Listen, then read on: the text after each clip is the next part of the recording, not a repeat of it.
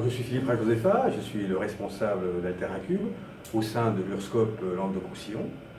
Et Alterancube, c'est l'incubateur d'innovation sociale de l'URSSCOP Languedoc-Roussillon.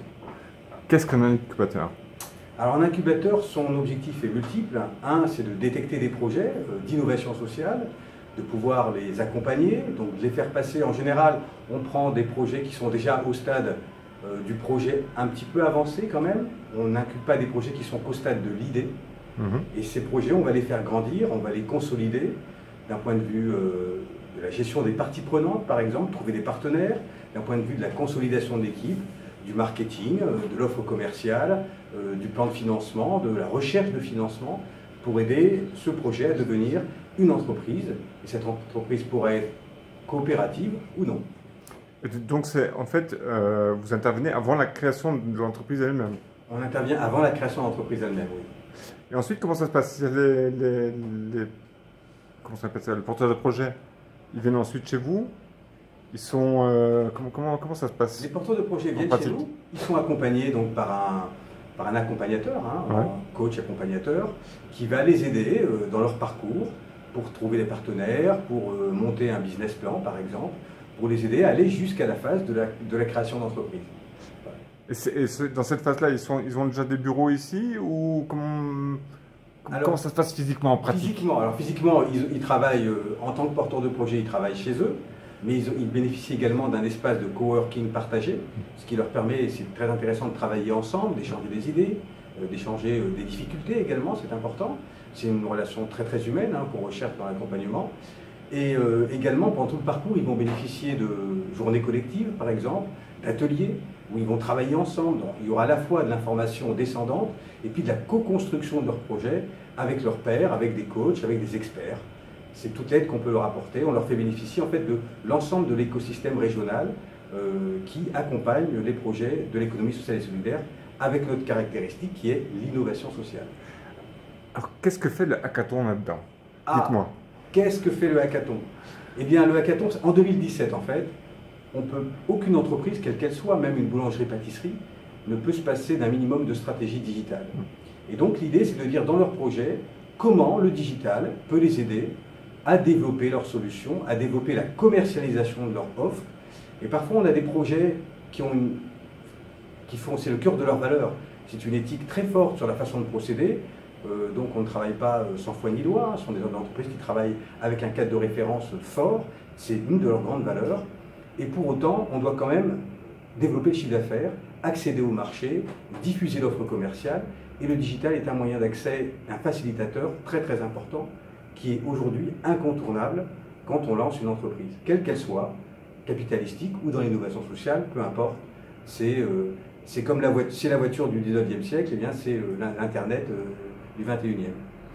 Et du coup, là, avec les développeurs, les différents porteurs de projets qu'on a pu voir, donc vous les mélangez astucieusement sur une journée ou deux, et puis grosso modo leur solution digitale, voilà, les offert un peu sur le plateau, si on peut dire. On va dire ça comme ça. Alors la grande idée c'est ça, c'est que chaque porteur de projet a identifié une problématique digitale, ça peut être l'amélioration d'un site vitrine, mettre des opérations de transaction et de vente dans l'application informatique web.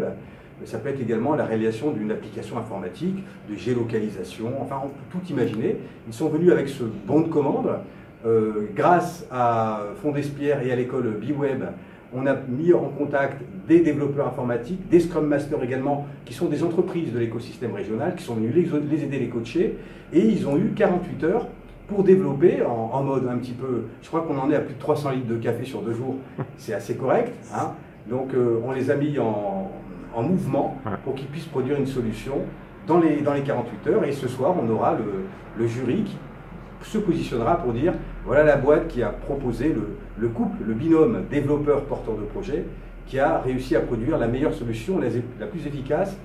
On ne va pas juger la beauté ou le look and feel de la solution, on va surtout juger l'efficacité de la solution pour le besoin de l'entreprise, pour le besoin du projet, c'est-à-dire est-ce que ça répond à la problématique de développement commercial de l'entreprise, est-ce que ça répond en termes de valeur à la problématique d'impact social, d'innovation sociale de l'entreprise. Tous ces éléments seront examinés par le jury. Et ce gagnant, si je puis dire, qu'est-ce qu'il va avoir en gain, on va dire?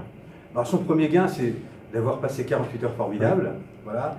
Son deuxième gain, c'est d'avoir une solution informatique qui fonctionne, voilà, qui va pouvoir continuer probablement à améliorer, mais il aura un bon début de solution.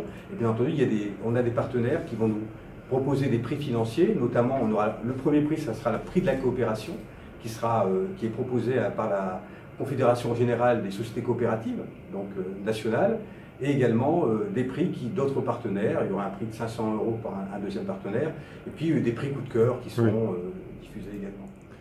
Bref, c'est une belle opération où tout le monde est gagnant. C'est une belle opération où tout le monde est gagnant. Voilà. Et même il y a eu 14 candidats, donc 7 finalistes. Même les candidats qui ne sont pas finalistes ont commencé à travailler sur une solution, continuent d'ailleurs, même s'ils ne sont pas finalistes. On ne dit pas que l'essentiel c'est de participer, l'essentiel c'est d'aboutir à une solution. Continuent à travailler sur leur projet aujourd'hui, alors qu'ils ne sont pas finalistes, et ils continueront à travailler sur leur projet également quand ils rentreront chez eux, parce qu'ils savent aujourd'hui que le digital c'est un outil incontournable pour booster les projets, booster les valeurs de l'innovation sociale. Enfin, dernière question, j'ai cru comprendre que vous fêtez les 10 ans. On fête les 10 ans d'Alteraincup, tout à fait, oui. Donc 10 ans de succès, j'imagine. 10 ans de succès, une belle aventure. Il faut savoir quand même que la région Languedoc-Roussillon, au sein d'Alteraincup et du scope Languedoc-Roussillon, était pionnière en la matière. Il y a 10 ans, on parlait quasiment pas d'innovation sociale. Donc on a enclenché un mouvement, maintenant on parle d'innovation sociale partout en France. L'innovation sociale figure dans la partie ESS du programme du nouveau président de la République Emmanuel Macron, en tête de liste. Il veut vraiment booster l'innovation sociale. Enfin, on sait qu'il y a des choses à faire dessus. Une nouvelle façon de faire de l'entreprise, parallèle, respectueuse d'un certain nombre de valeurs. Il en existe d'autres façons d'entreprendre. Elles sont complémentaires et tout ça, ça fait la France de demain. On peut vous souhaiter bonne continuation? Oui, et beaucoup de succès pour nos projets, parce qu'on y croit. Super.